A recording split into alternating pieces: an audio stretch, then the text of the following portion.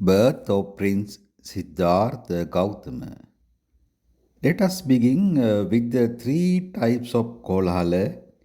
There are Kalpa kolahala, Buddha kolahala, and Chakravarti kolahala. 1,000 years before a Lokottara Buddha is to be born, gods taking the human form would go about the world making it known that 1,000 years from the present day a Sarvajna Buddha will appear in the world. Anyone who would like to see him must accumulate should not be sinful. This is known as Buddha Kolahala. By this time, our Bodhisattva was living in Tusita heaven as Son Tusita. He was Vesantara in his former birth.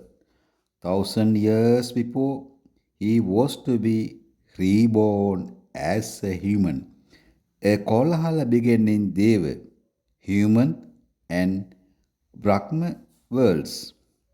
A large number of Devas and Brahmas began to inquire into the whereabouts of Samma Sambuddha. They found him in Tosita heaven. They all gathered around the Bodhisattva, worshipped him and reminded him that it was time for him to be conceived in his mother's womb. As all Buddha can attain Buddhahood only in human form. He didn't give an immediate answer, but he cast his divine eye to see whether the correct time, correct place, correct continent, correct castle, and correct mother was ready for him. If the lifespan was between 100 to 10,000 years, then it was time for a Buddha to be born. He realized that the present lifespan of human was 100 years and it was the ideal time to be born as a human being.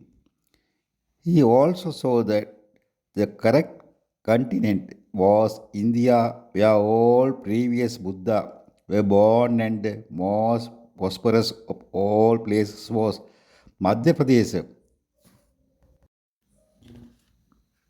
where it was the best place to be born, and the most honorable king was King Suddhodana. The mother had to be pure, who had never broken the five precepts. Gentle, kind, like a mother to all being was none other than the king's consort Mahamaya Gautami.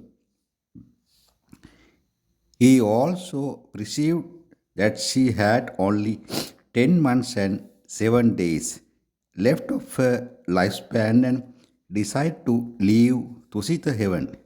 During this time, the midsummer festival had begun.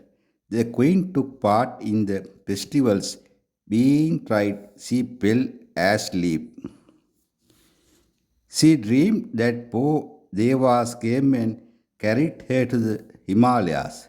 Poor angels conducted her to Anotat lake, bathed her to remove an human stain.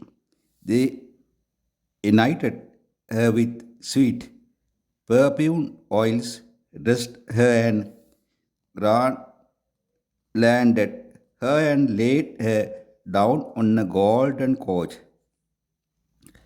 in a golden mansion on the silver hill. A white baby elephant approached from the north.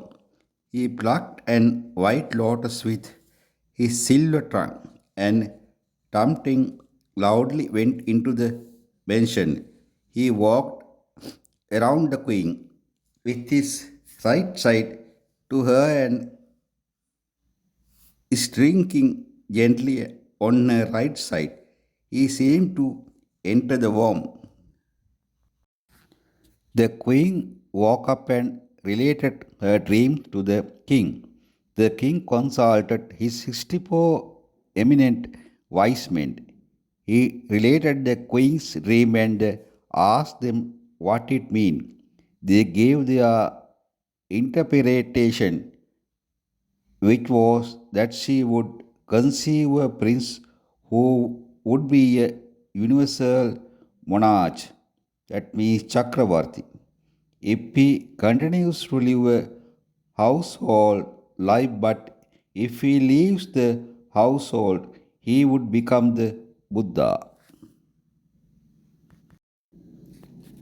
From the time of her conceptions, poor Devas guarded the queen. The womb that has been occupied by a bodhisattva is like the sharing of a temple and can never be occupied or used again.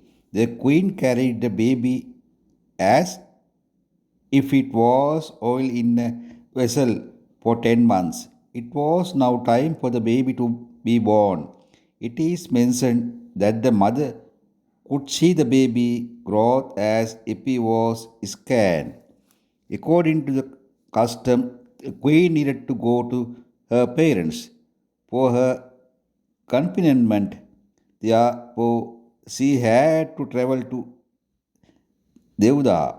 The king sent her on her way with all pomp and pageantry. The tree was unusually full of flowers, and she was passing Lumbini garden which had been built by Prince Suprabuddha, Mahamaya Devi's father, for her mother. At her request, the processions stopped at Lumbini. Mahamaya was fascinated. She walked amongst the flowers and came to a sal tree. A branch of the tree bent towards her, making her bow. She caught at the branch and then the baby was born.